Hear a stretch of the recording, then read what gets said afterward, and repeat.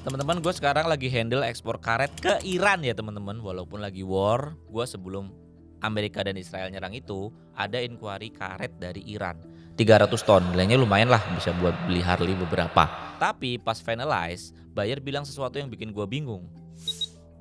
Mas David, kirimnya ke Jebel Ali aja ya di Dubai, jangan ke Bandar Abbas. Gue tanya, loh kenapa? Kan kalian di Iran. Dia jawab, sekarang kondisinya nggak memungkinkan, lebih aman lewat Dubai dulu. Beberapa hari kemudian, gue ngerti kenapa. 26 Februari 2026, Amerika dan Israel serang Iran. 900 serangan udara dalam 12 jam pertama.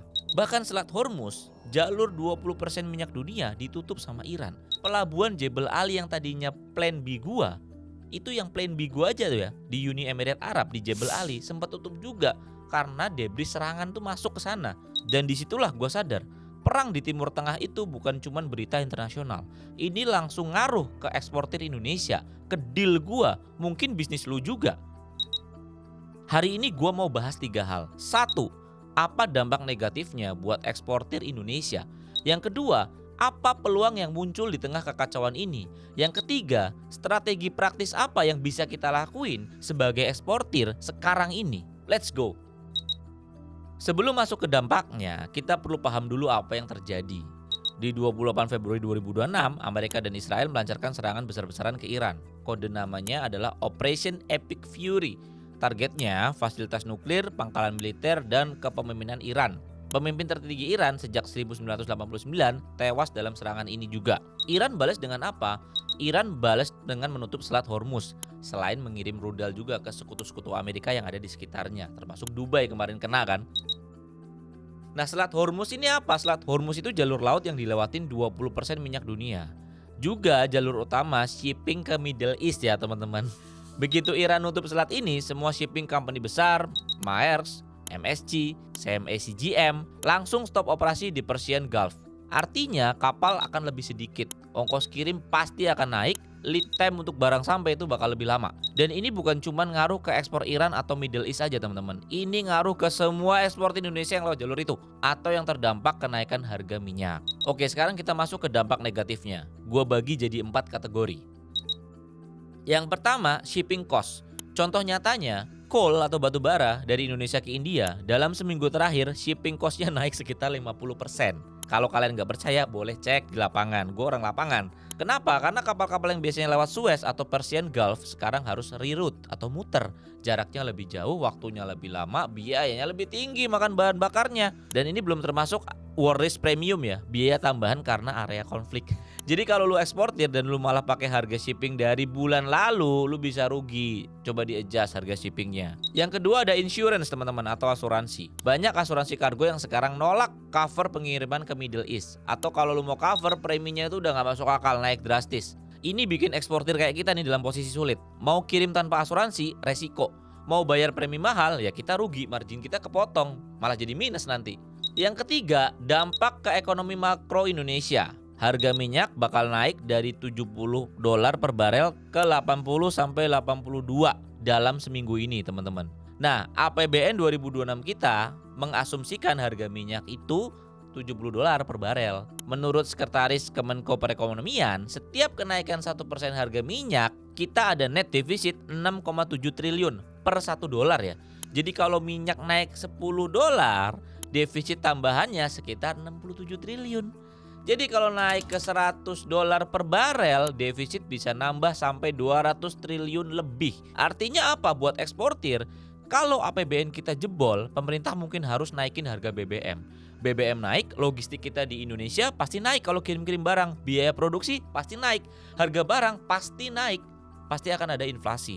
Dan rupiah pasti akan tertekan karena investor lari ke safe haven, dolar dan emas. Yang keempat, ada namanya supply chain disruption. Pengiriman ke Middle East itu terganggu, lead time-nya lebih lama karena rerouting, dan bahan baku yang kita impor dari sana juga lebih mahal dan lebih lama datangnya. Jadi ini bukan cuma masalah ekspor ya teman-teman. Impor, kita datengin barang dari Middle East yang kita butuh banget, itu bakal juga terhambat teman-teman. Oke, itu dampak negatifnya. Kedengarannya scary ya, menakutkan ya. Tapi jangan close video dulu, karena ada sisi lain yang perlu lo tahu. Gue selalu punya pedoman. Di setiap krisis selalu ada orang kaya baru, orang yang super kaya baru. selalu ada yang rugi. Dan kalau ada yang rugi pasti ada yang untung. Dan buat eksportir Indonesia yang smart, ini sebenarnya bisa jadi momentum kalian. Kok bisa bang jadi momentum kalian? Lalu bacot lu bang? Enggak. Yang pertama, harga komoditas itu pasti naik. CPO minyak sawit kita nyawit nih orang. Kayaknya begitu kan orang-orang. Naik ke $938 per ton. Bulan lalu tuh masih $918 ya per ton ya teman-teman. Udah naik tuh sekarang. Kita lihat apa? Karet. Karet tuh naik 4% dalam sebulan terakhir dan harga karet tuh mahal banget sekarang. Nggak percaya? Cek ke lapangan. Batu bara, barang Tuhan bagi rata, demand-nya tinggi banget. Harganya ikut naik sekarang. Kenapa naik? Karena supply chain dari Middle East itu terganggu. Buyer global tuh bakal cari alternatif. Dan Indonesia sebagai produsen besar palm oil, rubber, coal jadi salah satu jawabannya. Jadi ya walaupun shippingnya mahal, tapi harga jualnya juga naik. Kalau lu pintar negosiasi, margin akan tetap oke. Bahkan bisa lebih baik dari yang sebelumnya. Yang kedua, Indonesia baru aja sign trade deal sama Amerika. Nah ini yang banyak dihina-hina orang. Padahal ada loh deal yang menguntungkan kita banget. Kalian pasti ketutup sama kebencian itu. Jadi nggak ngelihat deal yang bagus. Namanya ART, bukan asisten rumah tangga, tapi Agreement on Reciprocal Tariff. Hasilnya apa? 1.819 produk Indonesia dapat zero tarif ke AS atau ke Amerika. Termasuk apa aja bang? Ada palm oil, ada kopi, kakao, rempah-rempah, karet, bahkan komponen elektronik dapat zero tarif. Kalian bisa cek di internet. Jadi saat buyer global takut beli dari Middle East, kalian bisa nawarin. Beli dari Indonesia aja, kualitasnya bagus, supply-nya stabil, dan ke Amerika tarifnya 0%. Itu competitive advantage yang gede buat kalian. Dan kalian tuh harus sering-sering update kayak gini kalau eksportir. Makanya join komunitas web ekspor biar melek, karena isinya eksportir dan pedagang dan pengusaha. Nggak goler-goler aja sambil menghina pemerintah. Ya menghina nggak apa-apa, tapi kalian juga harus update akan ekonomi dan cari peluang biar kalian jadi tajir. Oke, yang ketiga, Indonesia bisa jadi alternatif supplier. Ini konsep yang lu harus pahamin ya teman-teman. Waktu supplier dari satu region bermasalah, buyer pasti cari yang lain dong. Nggak mungkin dong dia relay orang satunya bermasalah di negara, dia pasti cari yang lain di negara lain. Middle East lagi chaos sekarang teman-teman. Nah siapa yang bisa supply palm oil, rubber, coal dengan stabil? Ya Indonesia. Malaysia bisa, tapi kan kita lebih gede dari Malaysia. Kita yang harusnya supply. Jangan barang-barang Indonesia lewat Singapura dulu, baru Singapura yang manfaatin chaos jual barang kita. Karena anak mudanya nggak punya SDM yang bagus, nggak punya pengertian ekspor yang kayak tadi, nggak bisa cari peluang. Ini momen yang tepat dan kalian harusnya agresif approach buat cari buyer baru. Terutama di Eropa dan Amerika yang lagi diversifikasi supply chain mereka. Mereka nggak mau terlalu depend sama satu region dan Indonesia bisa jadi jawaban. Sekarang gue mau cerita lebih detail soal deal karet gue ke Iran. Karena ini contoh nyata gimana eksportir harus navigate situasi kayak gini. Jadi ceritanya gue dapat inquiry dari buyer di Iran. Namanya adalah, nanti ketahuan, nanti rebut-rebutan buyer kita. Mau beli karet alam di Indonesia, TSR 20, atau kalau di Indonesia tuh udah di SNI kan, jadi namanya SIR 20. Dia beli itu sekitar 300 ton lah. Normalnya gue pasti kirim ke CFR Bandar Abbas, pelabuhan utamanya Iran. Tapi buyer minta kirim ke Jebel Ali, Dubai. Pertama gue bingung, kok ribet amat? Ternyata ada 3 alasan teman-teman. Kalau kita ekspor ke Iran, kita nggak bisa, ya bisa sih, tapi kita baiknya jangan langsung ke Iran. Alasan pertama adalah sanction atau sanksi. Iran itu negara yang kena sanksi internasional, terutama dari Amerika, karena dia, ya begitulah kan, ngelawan kan ya. Gua nggak mau bahas politik, intinya Iran punya ideologinya sendiri untuk nggak taat sama Amerika. Kalau lu kirim langsung ke Iran, ada risiko lu atau perusahaan lu masuk watchlist. Bisa karena secondary sanction. Nah lu bisa disanksi juga di transaksi internasional yang lain. Dengan kirim ke Dubai dulu, secara dokumen lu tuh ekspornya ke Uni Emirat Arab, bukan ke Iran. Lebih aman secara legal. Ini harus tahu nih kayak gini-gini. Alasan yang kedua, perbankan. Banyak bank internasional nggak mau transaksi yang tujuan akhirnya ke Iran. LC dari Bank Iran susah dikonfirm di Indonesia. Udah jujur aja susah dikonfirm. Mau kita banyak yang memihak Iran atau apa, tetap aja secara bisnis susah dikonfirm. Kalau LC dari Iran itu wire transfer bisa, tapi lu bakal siap-siap bisa kena blok atau delay. Lama lagi delaynya. Nah kalau transaksinya lewat Dubai atau Bank Uni Emirat Arab yang handle, lebih gampang, lebih lancar karena UAE deket sama Amerika. Alasan ketiga, asuransi. Coba deh kalian minta asuransi kargo dengan tujuan akhir Iran. Banyak yang tolak atau preminya bakal gila banget. Tapi kalau kalian minta asuransi tujuannya ke Dubai, ya rate-nya pasti bakal standar karena Uni Emirat Arab bukan negara yang kena sanksi. Jadi buyer prefer terima barang di Dubai dulu. Terus mereka yang urus sendiri ke Iran, itu urusan mereka. Pokoknya gue kirim ke Dubai. Nah kalau kalian bisa nego kayak gitu, itu keren banget dan bagus banget. Nah yang jadi masalah sekarang, Jebel Ali yang tadinya jadi plan B juga kena dampak perang ternyata. Pelabuhannya sempat tutup beberapa jam karena ada debris dari serangan rudal. Persian Gulf secara umum lagi dihindari sama shipping companies. Jadi sekarang gue lagi diskusi sama buyer gimana ini alternatifnya. Opsi yang kita consider kayaknya sih Oman teman-teman. Pelabuhan Sohar atau Salalah. Karena mereka belum kena dampak langsung. Tapi intinya sebagai eksportir lu harus selalu punya plan A, plan B, bahkan plan C. Dan yang paling penting komunikasi sama buyer. Jalin silaturahmi sama buyer. Belajar bahasa Inggris yang bener. Cari solusinya bareng-bareng. Oke, sekarang bagian paling penting. Apa yang harus lu lakuin sebagai eksportir di tengah situasi ini? Gua bakal rangkum jadi 6 langkah ya teman-teman. 1. Cek ulang shipping cost sebelum finalize harga. Jangan pakai rate dari bulan lalu. Minta update dari forwarder lu. Hitung ulang lagi marginnya, asuransinya. Biar tetap untung, tetap cuan, dan lu gak kerja sosial. Yang kedua, tanya forwarder kalian soal war risk premium dan insurance. Ini biaya tambahan yang mungkin lu nggak expect masukin ke kalkulasi teman-teman. Yang ketiga, pastikan payment terms aman. Kalau lu ekspor ke negara konflik atau negara yang lagi kena sanksi internasional atau sanction, kalian harus pilih-pilih.